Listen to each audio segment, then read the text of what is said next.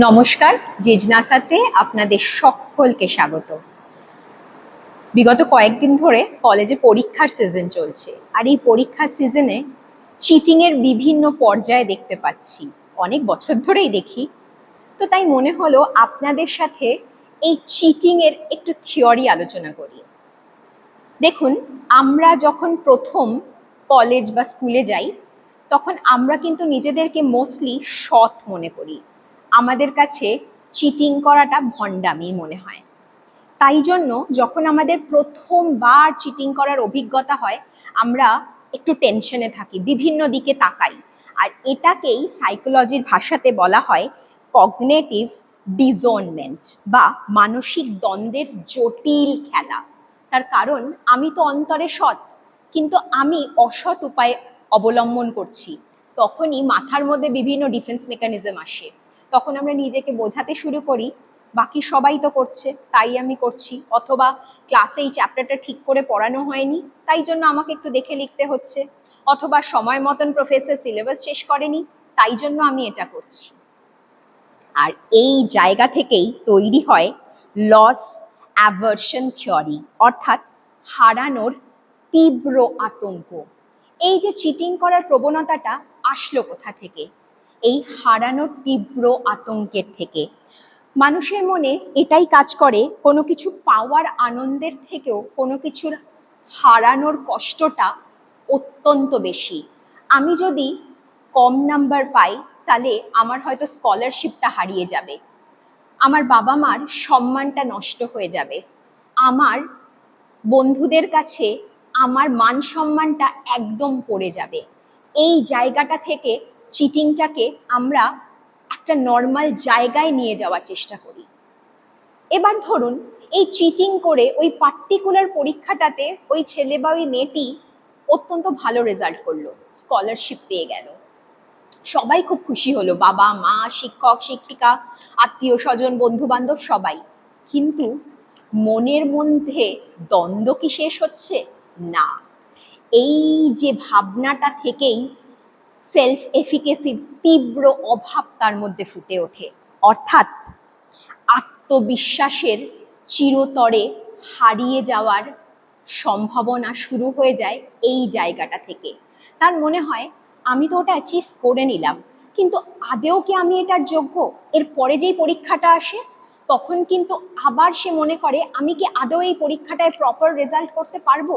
তার কারণ আগেরটা তো আমি পাশ করে গেছি, আমি চিটিং করেছিলাম বলে। অর্থাৎ সেলফ এফিকেসি একদম তলানিতে গিয়ে ঠেকে। আর এইখান থেকেই আসে ইম্পাস্টার সিনড্রোম, অর্থাৎ সামাজিক অনাস্থা। মানে কি? আমাদের মনের মধ্যে সর্বসময় চলতে থাকে যে যদি কেউ জেনে যায় যে ওটা আমি চিটিং করে পাশ করেছিলাম, তাহলে তো আবার আমার সম্মান চলে যাবে, আমার বাবা মাকে ছোট হয়ে যেতে হবে, আমার শিক্ষক শিক্ষিকারা আমার ওপর রাগ করবে। তখন আবার মস্তিষ্ক ডিফেন্স মেকানিজম তৈরি করতে শুরু করে, অর্থাৎ সমাজে যারা যারা সুপ্রতিষ্ঠিত বা আমার সহপাঠী যারা খুব ভালো রেজাল্ট করছে বা টিচার্সরা হোয়াট এভার, তারা প্রত্যেকেই নিশ্চয়ই এরকমই কিছু অসৎ উপায় অবলম্বন করেই ওখানে পৌঁছেছে। তাই আমিও যদি এটা করি তাহলে এমন কিছু ব্যাপার না, সবাই তো ওভাবেই ওপরে ওঠে, এমনি কি কেউ উঠতে পারে? আর এইখান থেকেই আসে শেষ পর্যায়ে, অর্থাৎ মরাল ডিসসেন্টিসাইজেশন।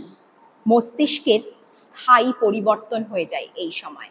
অর্থাৎ তখন আর ছোটখাটো চিটিং নয়, বড় বড় চিট করতেও, অর্থাৎ জীবনে শর্টকাট নিতে আর কোনো ভয় লাগে না। এই ছাত্রছাত্রী যখন কোনো কর্মক্ষেত্রে গিয়ে পৌঁছায়, তখন সেখানে যদি কোনো জটিল পরিস্থিতি, কঠিন পরিস্থিতি তৈরি হয়, তখন তারা নির্দ্বিধায় শর্টকাট নিয়ে নেয়। সেই শর্টকাটটা হয়তো কোনো না কোনোভাবে ক্রিমিনাল অফেন্স অথবা খারাপ কিছু।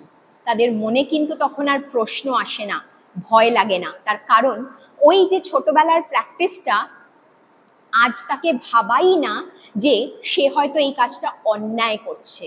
তার মনে হয় এটাই নর্মাল, সারা সমাজ এটা করছে তাই আমিও এটা করতে পারি।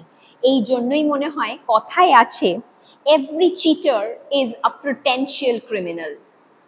একটু ভেবে দেখুন আমাদের সমাজে এই ধরনের মানুষের কতটা আর্ধিক্য হয়ে গেছে। প্রত্যেক পদে পদে আমরা এই ধরনের মানুষদেরকে এখন খুঁজে পাই। জানি না আমরাও কি এই পথেই হাঁটছি? প্রশ্নের বিষয়, ভাবনার বিষয়। কিন্তু প্রশ্ন হলো আমাদের কি করণীয়? আমাদের করণীয় সব থেকে ইম্পর্টেন্টলি আমাদের ছাত্ররা কি করছে, আমাদের সন্তানরা কি করছে, এইগুলো নিয়ে ভাবা। শিক্ষা ব্যবস্থাকে ভাবতে হবে যে আমরা কি স্টুডেন্টদের ওপর অত্যন্ত প্রেশার চাপিয়ে দিচ্ছি না? বাবা মা হিসাবে কি আমরা তাদেরকে বারবার বোঝাচ্ছি যে তুমি যদি খারাপ রেজাল্ট করো তাহলে তুমি চাকরি পাবে না? তাদেরকে কি আমরা কম্পিটিশনের মধ্যে ঠেলে দিচ্ছি না? ভাবনার বিষয়। একটি ছেলে বা একটি মেয়ে যখন এই শেষ পর্যায়ে অর্থাৎ মরাল ডিসেন্টিসাইজেশনে পৌঁছে যায়, তার পেছনে কি সে শুধু একাই দায়ী, নাকি এই সমাজ ব্যবস্থা, শিক্ষা ব্যবস্থা, সর্বোপরি প্যারেন্টিং এবং শিক্ষক শিক্ষিকারা সবাই দায়ী? ভাবনার বিষয়। ভাবতে হবে, নিজেদেরকেও প্রশ্ন করতে হবে এবং ছোটদেরকেও প্রশ্ন করতে হবে, জিজ্ঞেস করতে হবে যে কেন তারা এটা করছে, এবং সঠিক উত্তর পেলেই আমরা সঠিক পথের দিশা পেয়ে যাব। এবং সেই দিশাটাই হচ্ছে আসল এগিয়ে যাওয়ার পথ।